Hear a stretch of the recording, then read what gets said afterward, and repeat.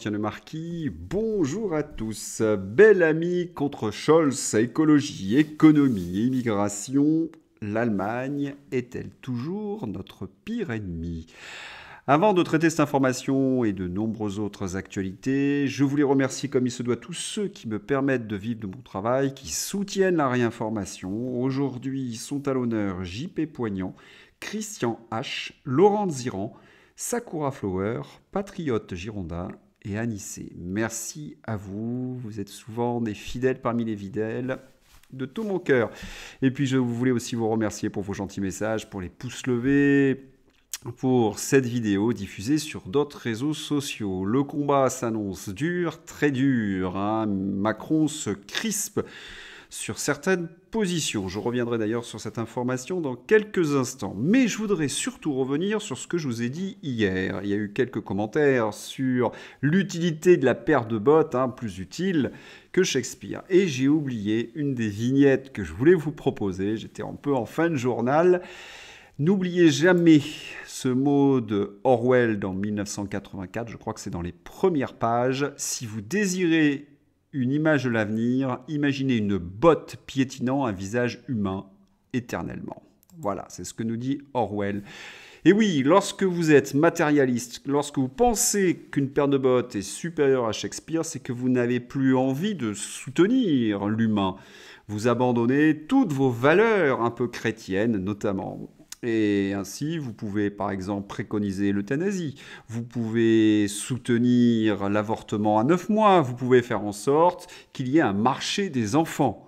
C'est ça le problème. Ou alors l'intelligence artificielle, et je reviendrai d'ailleurs sur ce titre en fin de journal. C'est tout le problème des matérialistes, des scientistes. Sinon, ce gouvernement d'Emmanuel Macron pratique l'inversion accusatoire, vous le savez, vous avez suivi tous ces numéros, et le deux poids, deux mesures. C'est ce que je vais vous montrer à travers des nouvelles assez étonnantes. Pensez par exemple à cette jeune députée macroniste, détournement de frais de mandat, l'ex-députée LaREM, Anne-Christine Lang, condamnée à 60 000 € d'amende. On se rappelle qu'Emmanuel Macron voulait une république exemplaire, ses ministres, ses députés détournent l'argent public, à qui mieux. Or, la justice a certes condamné à une amende de 60 000 €, mais regardez la suite, l'ancienne LaREM Anne-Christine Lang a depuis repris son poste de fonctionnaire au sein de l'Éducation nationale. Le tribunal a accepté sa demande de ne pas inscrire la condamnation à son casier judiciaire, évitant ainsi tout problème avec son administration.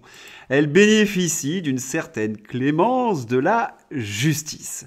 C'est toujours les mêmes qui bénéficient de la clémence de la justice. Les autres, eh bien, ils ont des procédures longues, ils sont harcelés. Et je vais vous le montrer d'ailleurs à l'intérieur de ce journal. Autre nouvelle un peu étonnante, nous avons appris que des nazis ont défilé dans les rues de Paris. Ils ont eu une autorisation. Lorsque les Français veulent défiler contre Emmanuel Macron, eux, eh bien, voilà ce que cela donne. Vous connaissez l'image. Je l'ai traité hier, les Champs-Élysées étaient vides, la place de l'Étoile est vide. Et lorsque des ministres ou Emmanuel Macron se rendent en province, les manifestations sont interdites. Deux poids, deux mesures, les nazis défilent. Mais les Français qui luttent pour la liberté, qui résistent au pouvoir tyrannique d'Emmanuel Macron, eux, leurs manifestations sont interdites. Comme quoi, lorsqu'on doit célébrer le retour de la liberté, le 8 mai 1945, le 8 mai 2023, rien de mieux que de priver de liberté les Français qui voudraient commémorer l'événement. Nous sommes bien dans un monde orwellien. Et il y a aussi cette photo qui a fait le tour des réseaux sociaux, Pierre Palmade, libre, et qui voit son contrôle judiciaire allégé de jour en jour. Comme quoi, lorsqu'on fréquente l'ancienne ministre de la Culture Bachelot, je vous avais montré des photos d'ailleurs à ce sujet, lorsqu'on est proche du couple présidentiel, la vie est bien plus facile. De nombreux Français qui auraient commis ce genre d'action se retrouveraient sous un contrôle judiciaire bien plus strict. La seule chose qui me rassure, c'est que le procès n'a pas encore eu lieu et c'est là que nous attendrons la justice pour voir si elle frappe, oui ou non, Pierre Palmade. Mais vous savez, lorsqu'on est macroniste, la justice, parfois, eh bien, on s'essuie dessus. Je pense par exemple à Agnès Buzyn, qui refuse de se rendre aux convocations des juges de la Cour de justice de la République. Quelles sont les raisons invoquées par Agnès Buzyn pour refuser de telles convocations? Eh bien, elle estime, et ce n'est pas à elle d'estimer, c'est au juge, qu'elle n'a pas à se rendre à ce type de convocation parce que la Cour de cassation lui a donné raison. Or, ce sont deux institutions différentes, elle doit se rendre aux convocations des juges de la Cour de justice de la République. Elle bafoue l'institution. Par contre, lorsque vous êtes un simple citoyen, ce sont les institutions qui vous bafouent. C'est ce qui arrive d'ailleurs à Marc Doyer. Aujourd'hui, les institutions ne me respectent plus. J'ai essayé de porter plainte contre Olivier Véran, mais à cause de son immunité parlementaire, c'est impossible. Vous remarquerez que Martine Vonner ou Alain Houpert, qui sont des parlementaires, alors plus exactement Alain Houpert est sénateur, eh bien, ils ont été sanctionnés, eux. Lorsque vous êtes un ennemi de la Macronie, tout devient possible. Lorsque vous êtes un homme qui a perdu sa femme suite aux effets secondaires du vaccin et que vous voulez absolument connaître la vérité ou poursuivre les gens qui sont responsables de cette situation, vous êtes persécuté.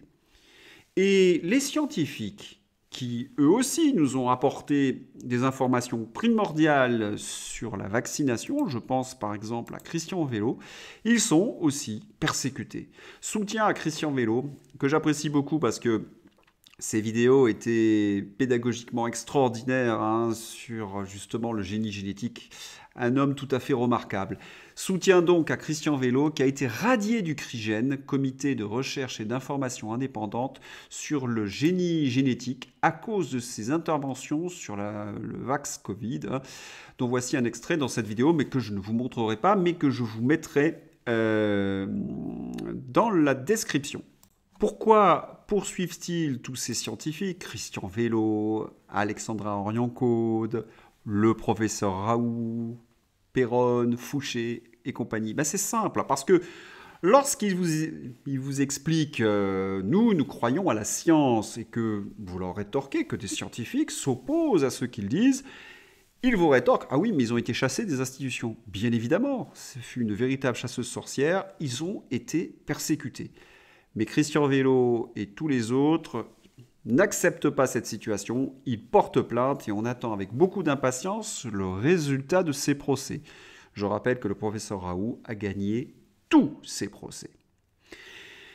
Je vais maintenant ouvrir le dossier l'Allemagne. Oui, l'Allemagne, par une intervention tout à fait remarquée de François-Xavier Bellamy. Monsieur le chancelier, parlons-nous franchement, les divergences entre nos pays deviennent souvent inquiétantes. Le mien, la France, a sa responsabilité, mais derrière les mots, votre coalition finit par mettre l'Europe en danger. Vous parlez d'Europe unie, mais après avoir imposé l'austérité partout, vous lancez le Doppelwumms sans prévenir personne, un plan de soutien massif pour l'économie allemande et tant pis pour les autres pays européens qui en sortiront durablement déstabilisés. Vous dites que nous devons parler d'une seule voix, mais vous allez seul en Chine pour y maintenir nos positions au prix de nos dépendances. Vous parlez de solidarité, mais quand vous fermez en pleine crise de l'énergie vos dernières centrales nucléaires, c'est dans tous nos pays que les factures s'alourdissent.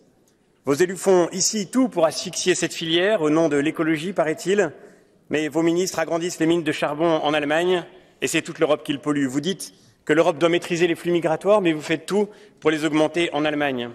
Vous avez dit, monsieur le chancelier, aucun d'entre nous ne veut revenir à l'époque où la loi du plus fort régnait en Europe. Ce ne peut pas être que des mots. Hannah Arendt schrieb, eine Krise wird erst dann zu einem Unheil, wenn mit schon Geurteiltem, also mit Vorurteilen, darauf geantwortet wird. Herr Bundeskanzler, es ist höchste Zeit, uns selbst in Frage zu stellen. Vielen Dank. Thank you very much, Mr. Bellamy. Alors j'ai un sentiment ambigu envers François-Xavier Bellamy. J'aime beaucoup ses interventions au Parlement européen. Ce que je lui reproche, c'est d'être européiste, parce qu'il devrait en déduire qu'on ne peut plus soutenir une telle Europe. Il devrait donc mesurer les conséquences de ses paroles. Alors, lorsqu'il affirme en effet, dans une certaine mesure, que l'Allemagne est notre pire ennemi, eh bien, il fait référence à ce texte qui est assez important, comment l'Allemagne finance l'affaiblissement du nucléaire français. En 2020, l'Allemagne remporte une victoire décisive, la fermeture de la centrale de Fessenheim. Alors que le parc nucléaire français est mal en point, Berlin en profite pour multiplier les actions dans le but d'affaiblir l'industrie française du nucléaire. Pour sauver sa compétitivité économique, l'Allemagne finance des fondations politiques qui mènent des opérations d'influence antinucléaires sur le territoire français, merci les écolos, et à l'étranger, notamment auprès des fournisseurs d'uranium. Enquête sur cette croisade contre l'atome français. Vous vous souvenez qu'au ministère de l'écologie, il y avait aussi des lobbies pour les éoliennes. Alors, ils sont contre le nucléaire et du même coup, eh bien, ils polluent la France, nos amis allemands. En réactivant ces centrales à charbon, l'Allemagne va être un responsable important de la dégradation du climat. Alors, je ne suis pas dans cette mouvance-là, mais les centrales au charbon allemandes polluent notre pays du fait de certains vents qui ramènent une partie de la pollution sur notre territoire. Nous sommes doublement perdants. Et puis, les Allemands font en sorte, à chaque fois qu'il y a un projet français militaire, eh bien, de ne pas acheter français ou de ne pas faire des collaborations entre la France et l'Allemagne. Ils préfèrent acheter américain systématiquement. Et ce qui fait que Emmanuel Macron trahissant tous les intérêts de la France, notre industrie d'armement est en train de s'effondrer puisque entre l'Allemagne et Emmanuel Macron, nous apprenons que Bercy a autorisé plus de 130 rachats d'entreprises sensibles par des étrangers en 2022. Nous sommes en train de nous faire dépouiller. Et lorsqu'on ajoute le dossier nucléaire français sur la production d'électricité, nous produisons à faible coût et nous sommes obligés de racheter à très haut coût du fait de leur responsabilité allemande, oui, les Allemands deviennent nos pires ennemis. Et on a bien compris, ils sont en train d'essayer de retrouver de la compétitivité économique sur notre dos. Et le chancelier allemand nous explique qu'il va falloir ouvrir grand ouvert les portes de l'Europe vis-à-vis de nouveaux pays émergents. L'Allemagne réclame de nouveaux accords commerciaux, citant comme partenaires souhaités le Mexique, l'Inde, l'Indonésie, l'Australie, le Kenya et le Mercosur. Beaucoup de pays émergents à bas salaire qui détruiront le reste de notre production. Oui, Frexit, c'est véritablement une urgence. Et que fait Emmanuel Macron ? Rien, vous le savez bien, son ennemi c'est le peuple français. Ce n'est pas l'Allemagne. Et nous avons assisté, je vous l'avais dit d'ailleurs hier, pour les festivités du 8 mai, eh bien, ce fut la journée de l'Europe. Ce n'est pas la capitulation de la barbarie nazie. Non, c'est la journée de l'Europe. Bravo à tous ceux qui ont résisté à cette transformation. Maintenant, nous allons ouvrir un autre dossier, le dossier Tanguy. Là, j'avoue que je suis resté un petit peu ébahi de ce tweet de Anne-Laurence Pétel, qui est une députée macroniste. Quand le RN hurle sa haine de l'Union européenne, le drapeau référence de Tanguy, quand il doit citer les 3 couleurs devant lesquelles les Français s'inclinent, c'est le drapeau russe. Le blanc, le bleu et le rouge. Russophile un jour, russophile toujours. Ce tweet est absolument consternant. Vous imaginez que ces macronistes qui se sont soumis à l'influence américaine, qui sont en train de détruire notre drapeau pour le remplacer par le torchon étoilé, sont en train d'accuser un patriote qui essaie de défendre nos couleurs bleu, blanc, rouge. Tanguy a eu le malheur de bafouiller, ça y est, c'est fini.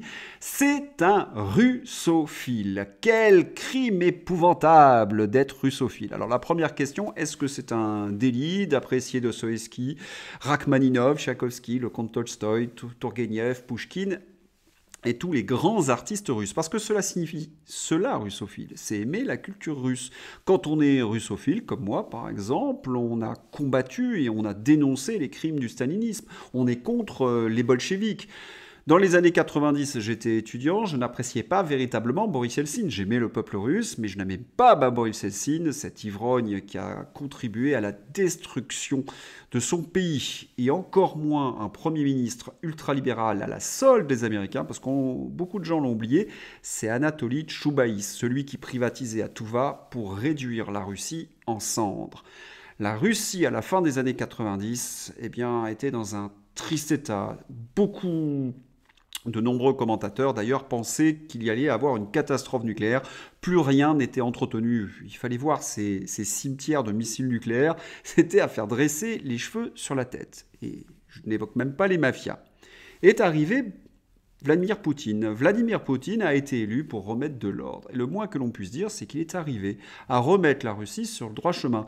Et les pays occidentaux se sont félicités de son action. Il y a même une lune de miel entre les États-Unis et la Russie. On a oublié ça.